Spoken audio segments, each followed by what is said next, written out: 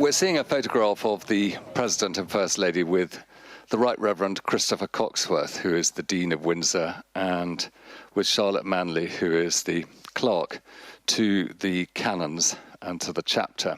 And clearly the Dean is pointing out elements of the chapel. Not least, he will have taken the President and First Lady to the George VI Chantry Chapel, where Queen Elizabeth II and Prince Philip, Duke of Edinburgh, lie at rest with George VI and Queen Elizabeth. So it's a chapel that celebrates, in a sense, the Order of the Garter and has as much history as you can imagine. And we're seeing now the arrival of the musicians who will take part in the beating retreat ceremony on the East Lawn. And first of all, you've got the band of His Majesty's Royal Marines, Portsmouth, and also you have the United States Old Guard Fife and Drum Corps. And I think there'll be a wonderful combination of music from both sides of the Atlantic out here on the East Lawn, which is normally a golf course. And it's set, as you can see, on an escarpment overlooking the River Thames, which is behind those trees. And this was a military encampment established by the Romans. And so Windsor sits in a place of military significance that goes back to the time of the Roman conquest. You can see there the setup of the position for the King, the Queen and the President and First Lady, who will witness this, along with an invited group of guests, mostly from the armed forces of the United Kingdom and from the United States. But it's always a wonderful location, although the wind, I think, is quite strong today. Still, no rain yet.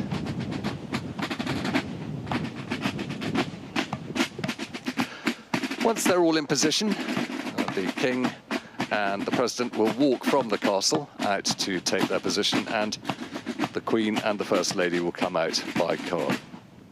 The Prime Minister will be here with Mrs. Starmer, and also those members of the President's suite who came with the President in the procession of carriages this morning.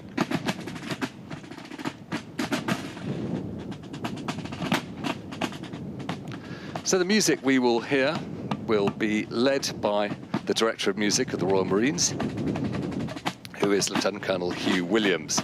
He's their principal Director of Music.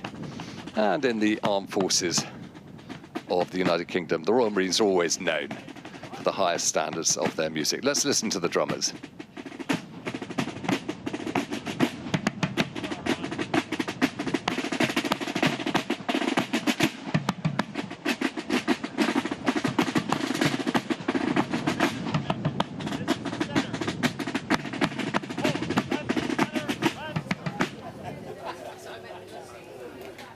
Let's bring you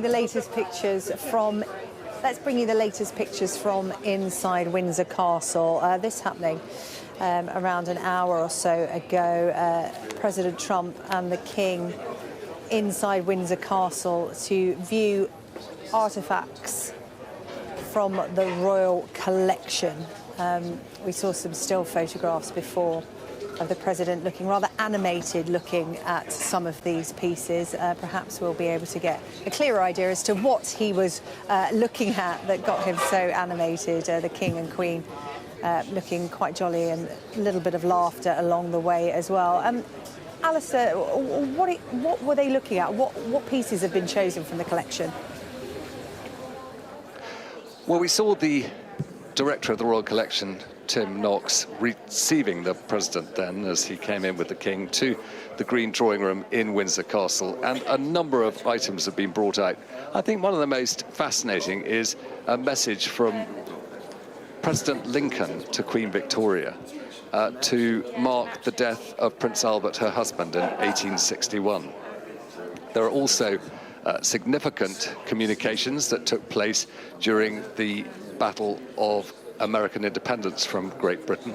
And of course, in these very rooms, George III would have lived and would have been agonizing about the challenges faced by the move for independence by the colonies of America. And of course, the whole history of the two nations have been encompassed by the King's family. And it's fun for the King to show these objects to the President. And the President, I think, would be very interested to see these objects. Also, there are letters from George VI to the King's mother, Queen Elizabeth II, when she was a girl, after he had gone out on a state visit to the United States in 1939, which was significant because it was important for the King then to gain the support and interest of the President at the time in the needs that Britain felt, in the dangers that were growing in Europe. And in essence, the King's family then playing a part defending Britain's interests, much perhaps as the King has been asked to do again at this time as Europe faces more challenges.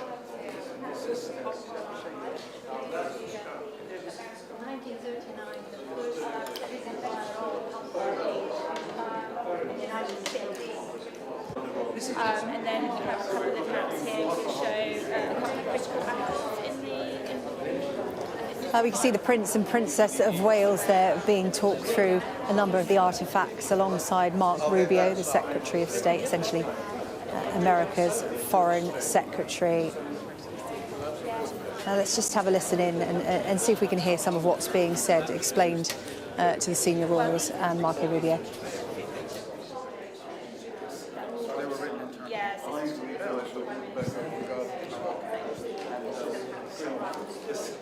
This here is an essay.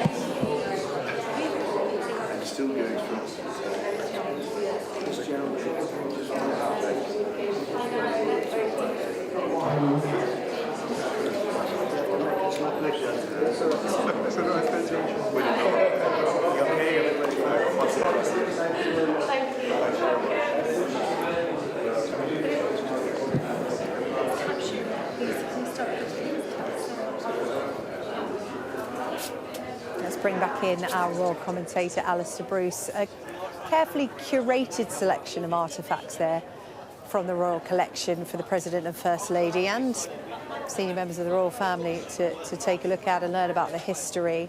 Will they have been given much of a tour of inside Windsor Castle, Alistair? Well, to get to the green drawing room from the state dining room, they've gone through the scarlet dining room and they're close to the white and gold drawing room.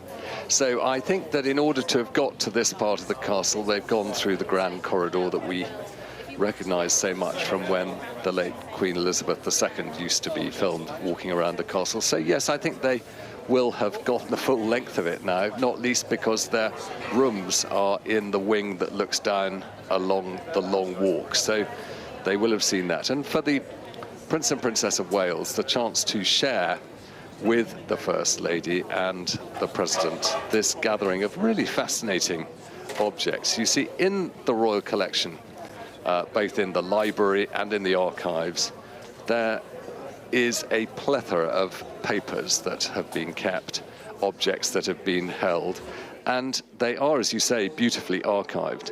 And just as in these presses around the room, you've got evidence of fantastic china, much of it being used at the state banquet. All of it is there, belonging to the nation and shared on an occasion like this. That's the Duchess of Gloucester with the Duke of Gloucester, who have been here, along with other members of the royal family, to help the King and Queen entertain the President and his suite of ministers who've come over too. But in the background, there is Tim Knox. He's the man in charge of putting all these events together because he is responsible for the archives, and it's his responsibility to make sure that for each state visitor that we have, with his crossed arms in the background is Lord Benyon, who is the new Lord Chamberlain, and he runs the household for the King.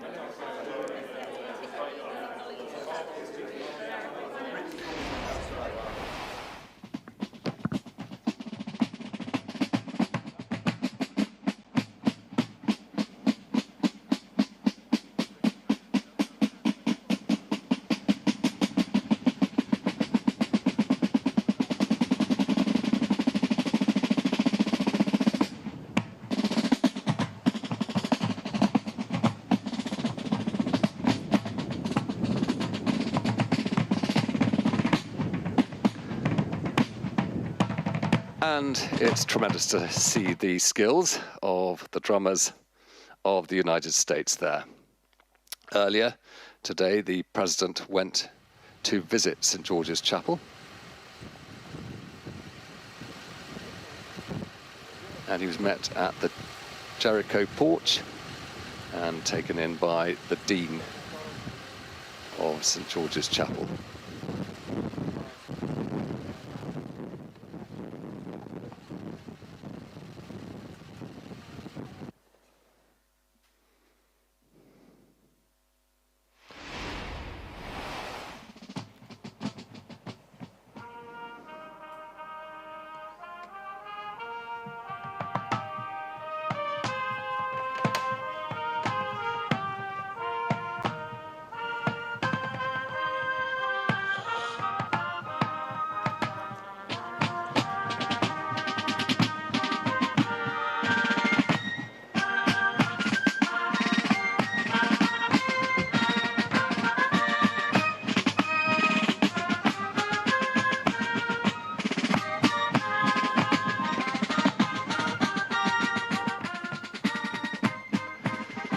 With some slow marching and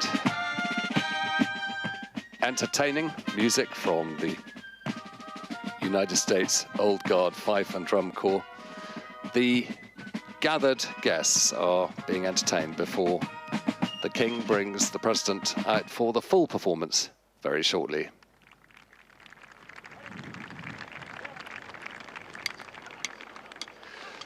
The state trumpeters moving into position wearing their gold coats.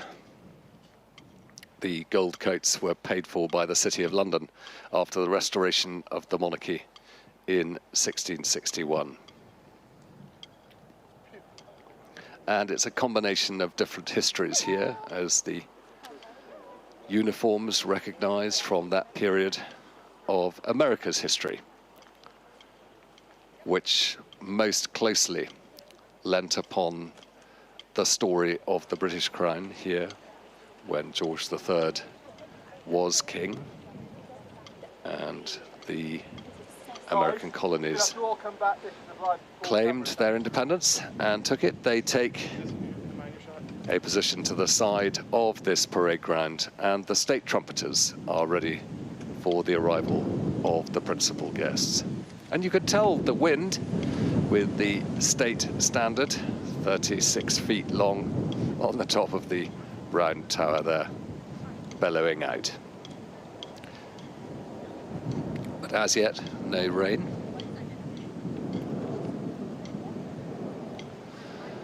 Beating retreat is a term that refers to the 17th century tradition of getting soldiers back to barracks at the end of the day.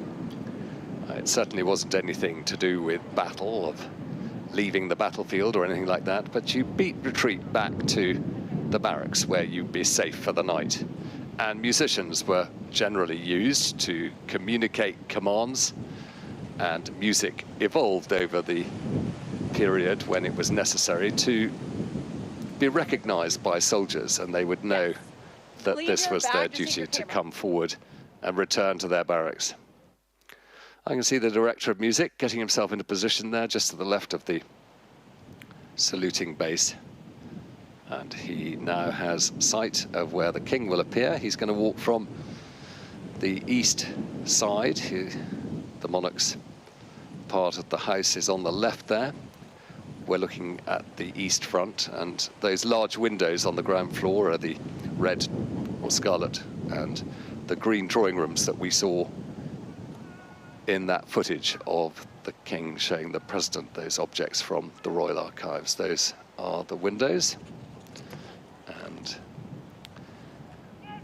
we're told that the Queen and the First Lady will march into position. Well, they'll be coming by car.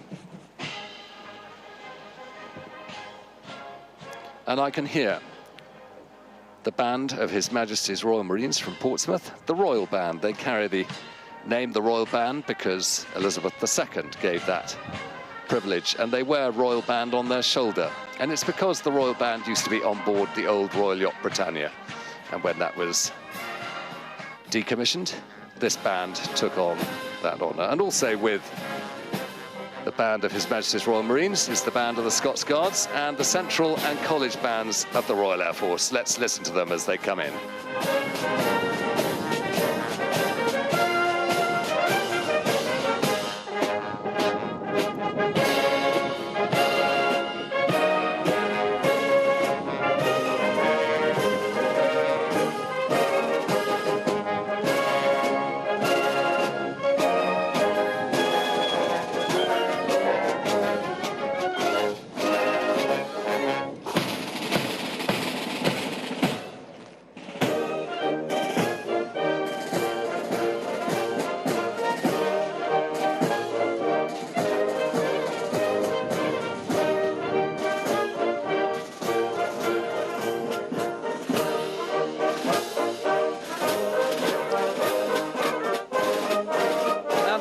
Playing the quick march of the Scots Guards, whose band in scarlet are there, Elan Laddie.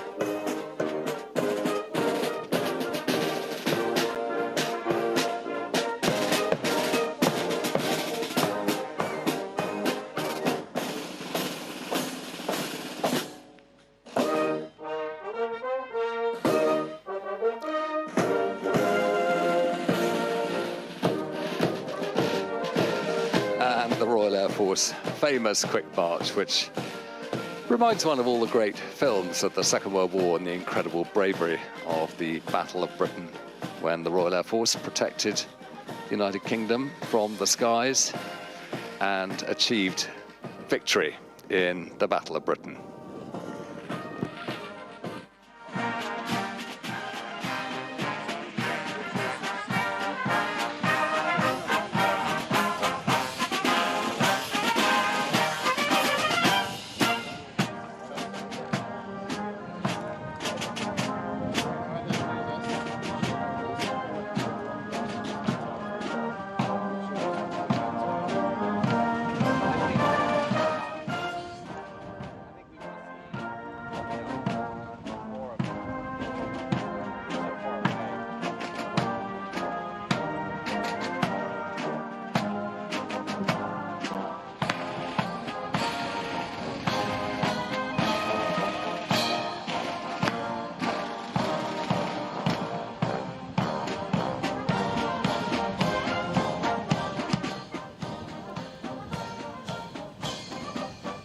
Wife, Lady Starmer, and the chiefs of the various armed forces, Chief of the Defence Staff, Chief of the Naval Staff, Army Staff and Air Staff.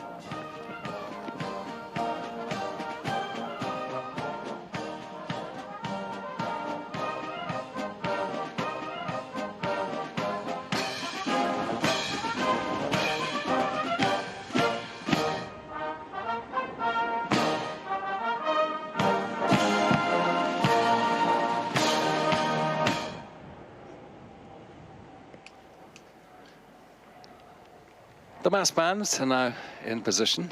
The Prime Minister with the Secretary of State for Defence, and also Lord Hood on the left there, who is the Lord in waiting for this visit, and called to attention and standing up for the arrival of the Queen and the First Lady.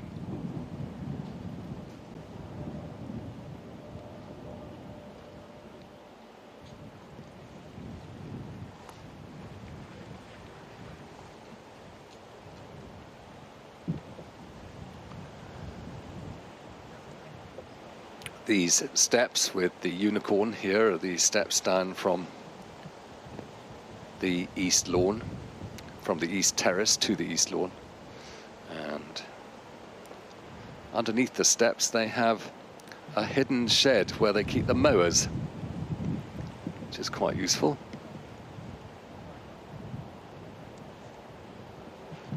I expect the Queen is going to wait until the King and the President arrive.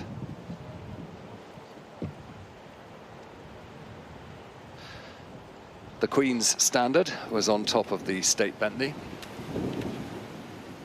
It's the King's coat of arms, impaled next to that of her father.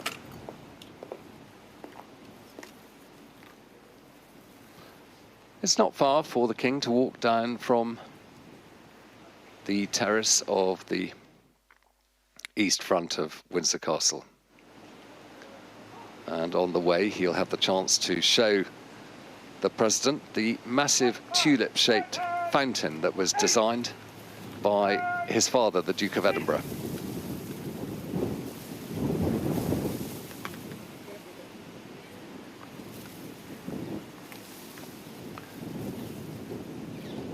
And all the guests have turned in to await the arrival of the President with the King.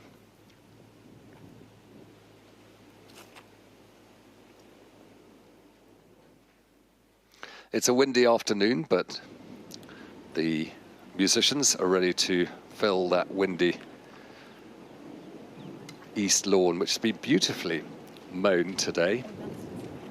All the stripes in position as I can see the King and the President coming into view.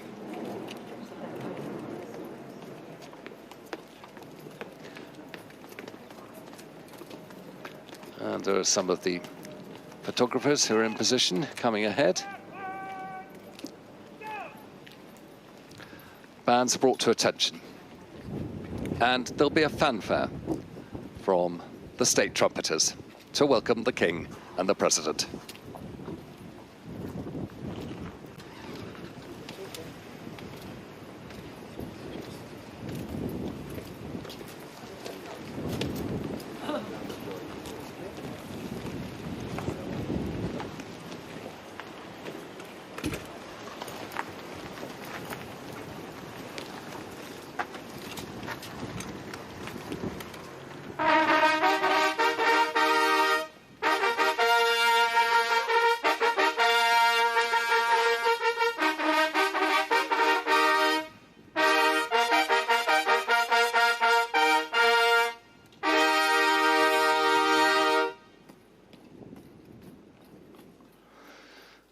The fanfare complete, the King will escort the President with the Queen and the First Lady to the dais where they will witness beating retreat. They're being guided to by Colonel Ed Launders, who's the Comptroller of the Lord Chamberlain's office. That's the Director of Music there, saluting on the right-hand side as the Prime Minister looks on.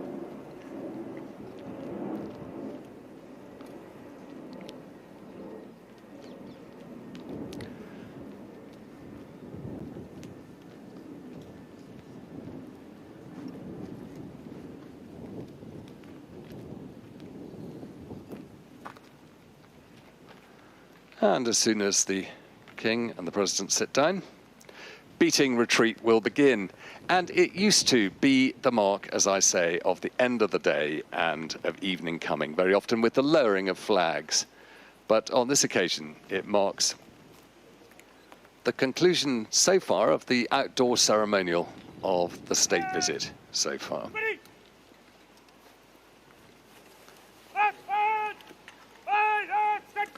So let's enjoy Eagle Squadron by Kenneth Alford.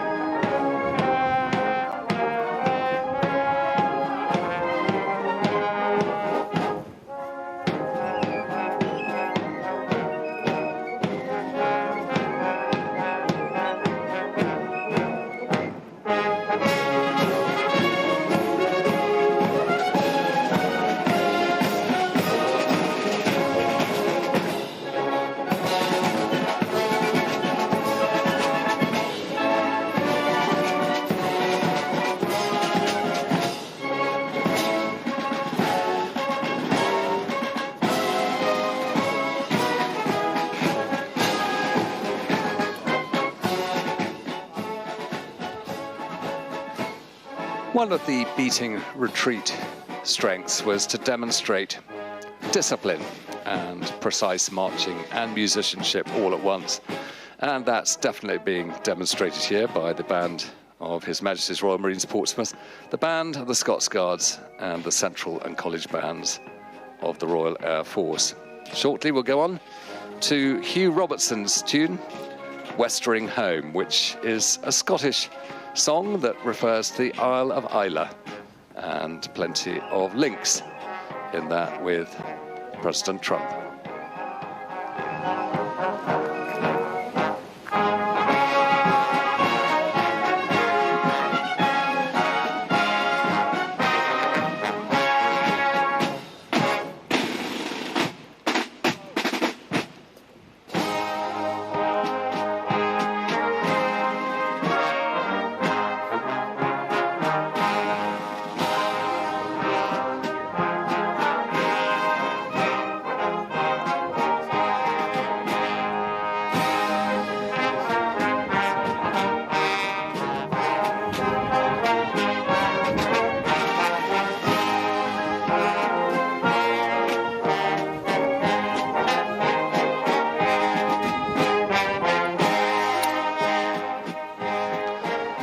The chorus of this song, Westering Home and a song in the air, light in the eye and it's goodbye to care, laughter, oh love, and a welcoming there, Isle of my heart, my own one.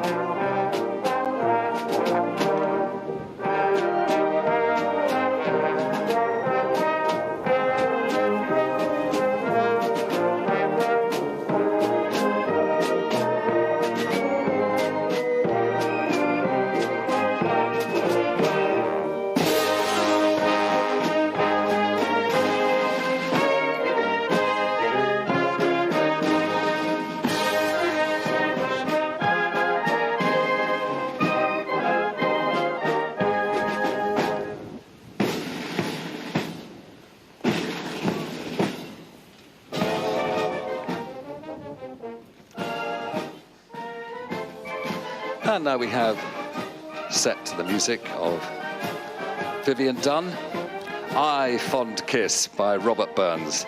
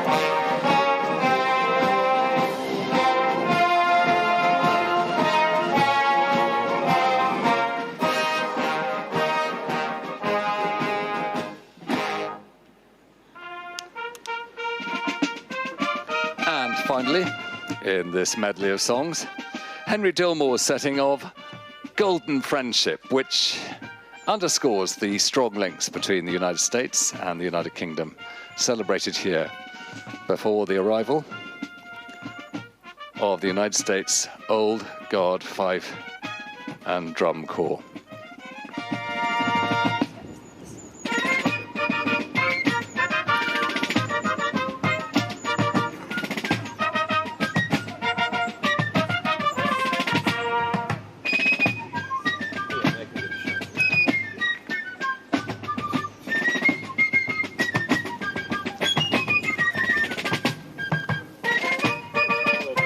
And the first tune we have is Marshal Lowendahl's March. And this would have been a tune known to American troops back in the time when fifes and drums were so important on the battlefield.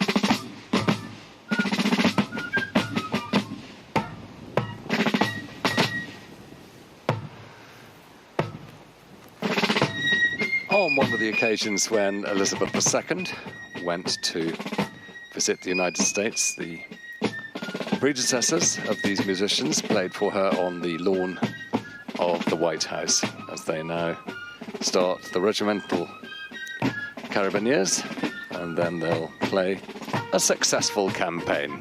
And of course, there were plenty of successful campaigns in the war for independence.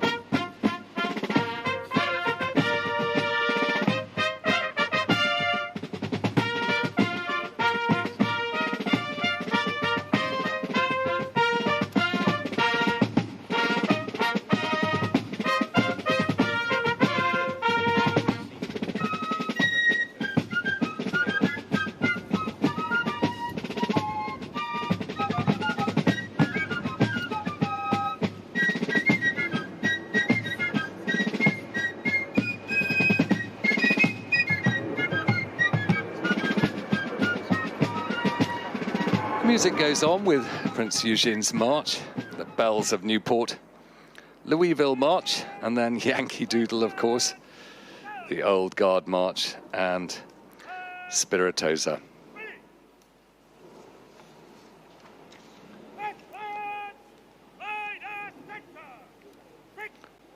And now the mass bands.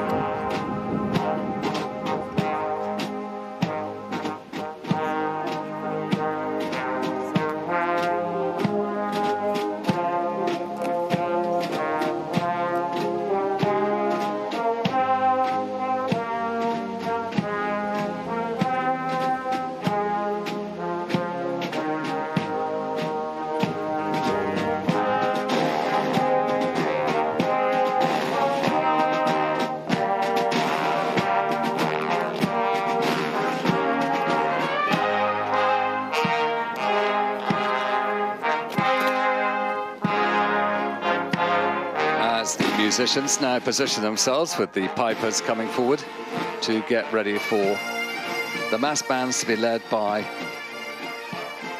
the Senior Director of Music, Lieutenant Colonel Hugh Williams.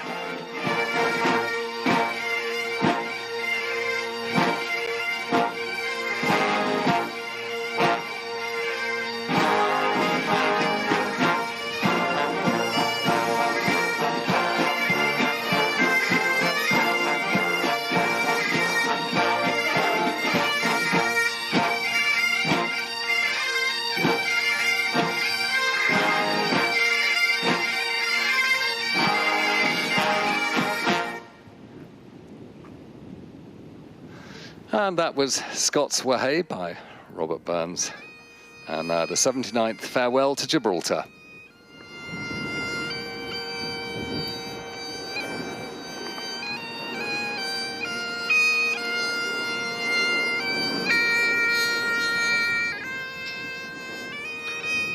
And now Highland Cathedral, Ulrich Rover and Michael Korb's famous music.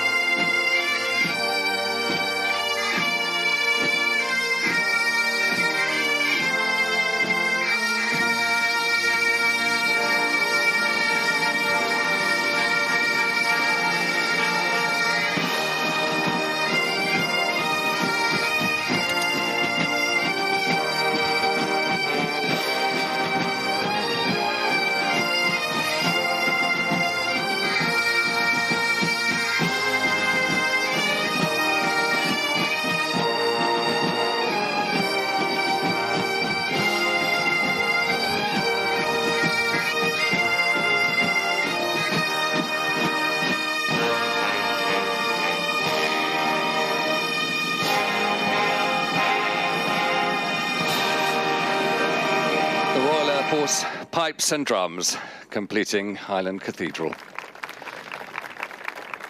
And now reflecting on Beating Retreat, we have the evening hymn, Eternal Father, Strong to Save. It's an internationally recognized song about fallen seafarers and often played at sunset to mark the end of the day and reflect shared sacrifice.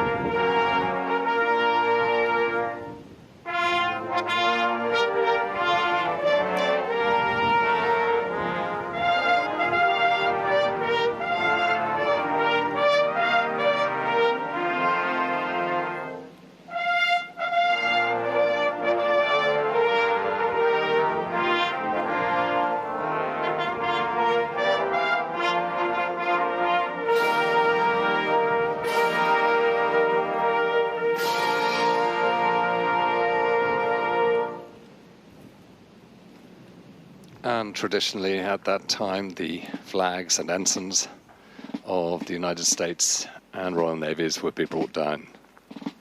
But now we move on to Land of Hope and Glory, which is preceded by the Battle Hymn of the Republic, often played at the White House, including for President Roosevelt and Sir Winston Churchill at the end of the Second World War. The Battle Hymn of the Republic.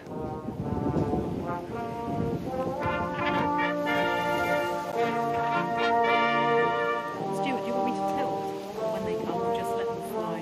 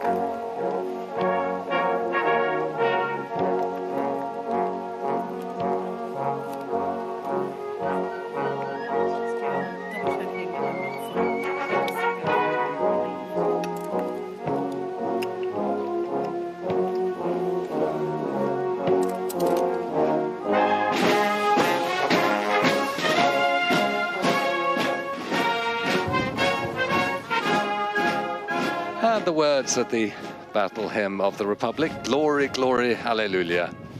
His truth is marching on. I have seen him in the watchfires of 100 circling camps. They have builded him an altar. In the evening dews and damps, I can read his righteous sentence by the dim and flaring lamps. His day is marching on.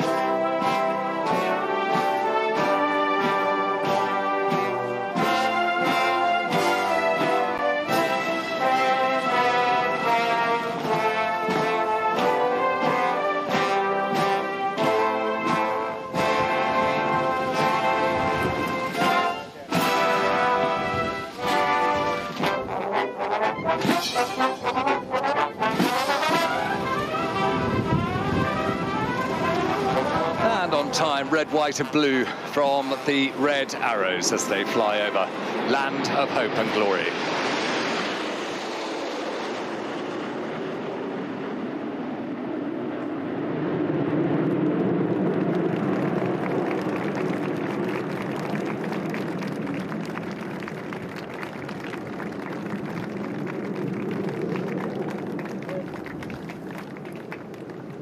And that's received great appreciation from everyone here. The sound of those aircraft flying over as the mass bands, fifes and drums now prepare to march off.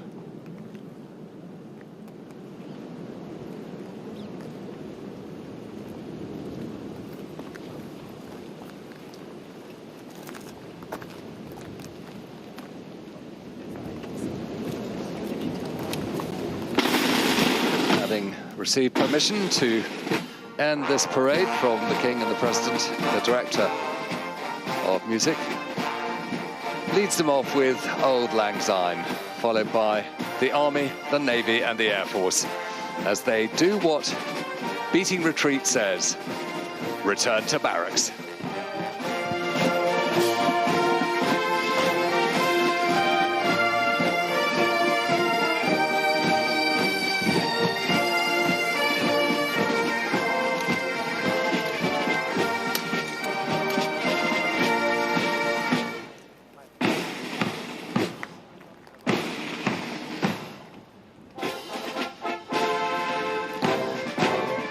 the Army, the Navy, and the Air Force. You can sing it along.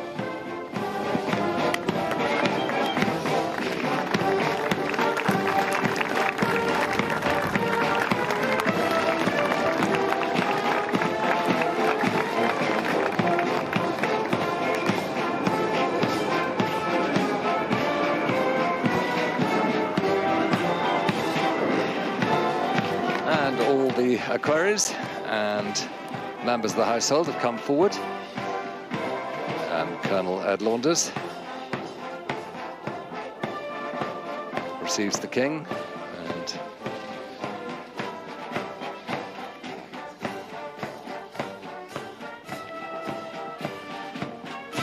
the King wants to have a chat with the Director of Music, and the President thanking him for the music. A great combination of musicians from the United Kingdom and from the United States, and plenty of shared history in the music that they have shared with the King and the President. King's equerry, Colonel Johnny Thompson, advising the King and the President about where they can go. And of course, Secretary of State Rubio has enjoyed that music too.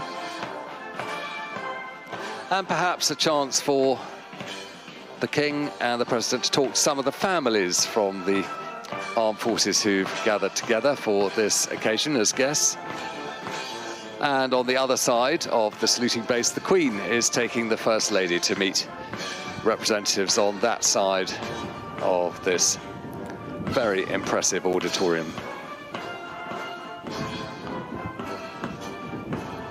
A Royal Marine there, Captain Royal Marines, who served in Iraq, perhaps with his family there. Sailor from HMS Duncan in the background. You don't often see sailors with moustaches only. Lots of new traditions, as everyone's given much more leave now to make choices about how they wear facial hair. And what a proud moment for that airman to meet his president.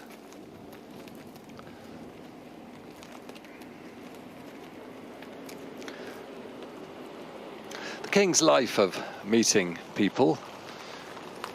His teachers were his parents, who took him to events, and he was always ready with a word or two. And so with his guest today, the President, making this such a successful second state visit with all these additional elements of music and shared traditions. There's an enormous presence to the United States Air Force here in the United Kingdom, all part of the NATO commitment, and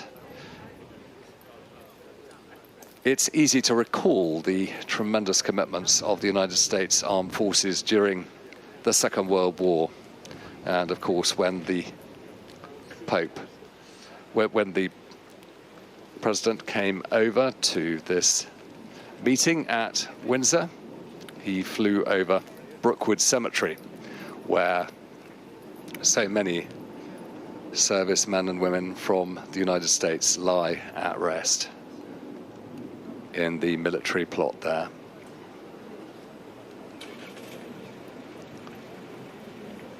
But for the King, meeting those American men and women who do so much to protect Europe as well as the NATO interests generally. The King always tries to find a bit of levity to move through a group of people like this, and for the President too, who's had many of these great gatherings, particularly politically, chance to meet those service people who are committed to the Constitution of the United States. Sounds like the aircraft are flying over again for the flight path into Heathrow. All of that was stopped for this beating retreat. And also,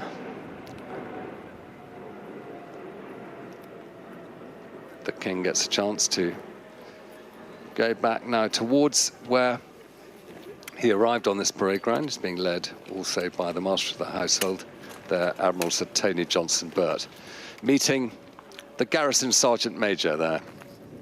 Mr. Stokes, who was at the Coldstream Guards and who is the senior warrant officer of London District, responsible for the soldiers who have delivered the ceremonial for the arrival of the President today. A chance to meet the President with the King. Mr. Stokes put together the coronation parade and also the funeral of Elizabeth II, so his experience is immense. The great unicorn there and the lion on the other side of these steps going back up onto the East Terrace. King going to walk the President back to the castle.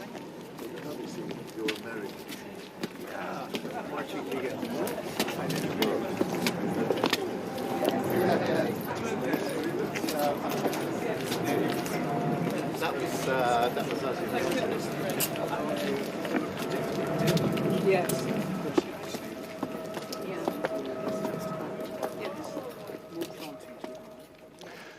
There's a sunken lawn in the middle of the East Terrace, and the King and the President will make their way along that. But as you can hear, the enormous roar of all those aircraft now back on their destination, either into or out of Heathrow.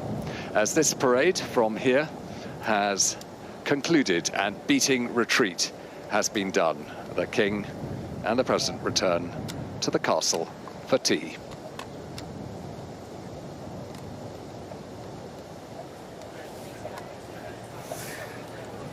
Alistair, thank you very much indeed. Another wonderful ceremony in that wonderful setting. And Dominic Waghorn was here with me watching all that. I mean, biggest ever ceremonial state visit, unprecedented, all the fuss, all the pageantry. Trump will love this, won't he? Absolutely, and it's, you know, it's making up for and it's compensating for the fact that this isn't happening in Buckingham Palace, it's not happening in London, it's happening on a smaller stage, but this stage has certainly been very well used, and we've seen more of British ceremonial military might deployed than we've ever seen in any state visit, and it seems to have gone perfectly to plan. Even a moment when it looked like Donald Trump could have been hit by a falling sword during the ceremony was preempted by this was quite something this just was a few climax, moments wasn't ago. But, Dominic, I mean, it is all taking place behind castle walls, behind stately home hedges. It's a slightly weird state visit in the sense that there's no people. Exactly, yeah. I was just saying that to Mark Stone, you know. You look at these pictures and you think there's something missing here, isn't there? And you realise it's people. There aren't people. You know, we haven't seen people because they're being kept out by this big fence they put around the grounds of Windsor Castle and the Long Walk. And he's going to be kept away from people again, the President, tomorrow at Chequers, the Prime Minister's country retreat. If you contrast that with, for instance, George W. Bush's state visit in 2003, there were 300,000 to 400,000 protesters out on the streets. He had an egg thrown at his motorcade. An effigy of George Bush was toppled in Trafalgar Square later on in the evening. You know, he was a big guy and he sucked it up and didn't complain too much about it. And people will say, why is this more thin-skinned president having to be secluded from these protesters? But actually, we haven't seen much protest in London, to be fair, so possibly it was too much of a precaution. But actually, Buckingham Palace also wasn't available conveniently for the government to use as a venue for this second state visit. We've got 30 seconds or so left. I mean, but Trump gets the pictures that he craves. We've been talking about the optics and the images. It's really what matters is what Donald Trump sees, and he will have been delighted by this. It's all for his benefit. He loves being the centre of attention. He craves the limelight, and I think the fact that there actually weren't any sort of members of the public in sight might be reassuring for him as well. But he certainly loved the attention. He's been given a hell of a show today. All right, Dominic, thanks very much. And the state banquet to come. We're back.